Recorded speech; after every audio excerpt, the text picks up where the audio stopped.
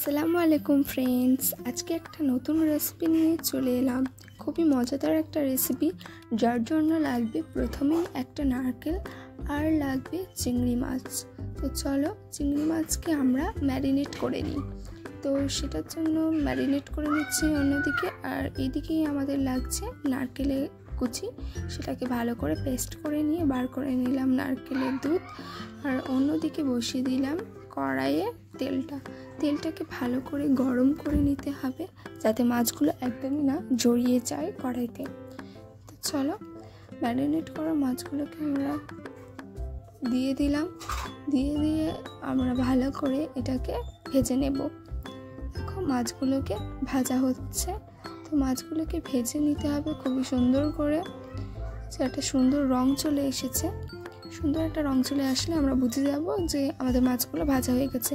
আর অন্যদিকে সেই একই কড়াইতে বসানো তেলে দিয়ে দিলাম পেঁয়াজের কুচি আর হলো তোমার তেজপাতা। এটাকে ভালো করে কষিয়ে নিয়ে এতে দিয়ে দেব নুন, ঝালের গুঁড়ো, হলুদের গুঁড়ো আর আদা রসুনের পেস্ট। এটাকে ভালো করে কষিয়ে নিতে হবে যাতে হলুদের গন্ধ একদমই না পাওয়া যায়।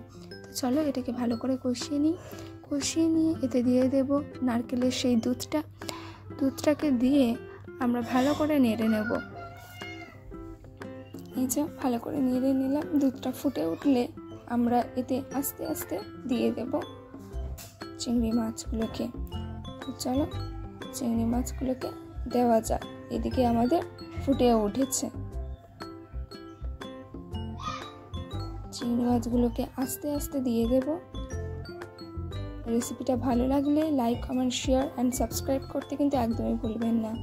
এই যে আমরা আস্তে আস্তে দিয়ে দিচ্ছি চিনি আমরা সামান্য পরিমাণে দিচ্ছি, কারণ আমরা অল্প চিনি খাই। আপনারা যদি বেশি চিনি পছন্দ করেন তাহলে বেশি চিনি দিতে পারেন। তো চলো আজকের রেসিপি এই পর্যন্ত। আমাদের রেসিপিটা অলরেডি ডান। তো বাই গাইস, আল্লাহ হাফেজ।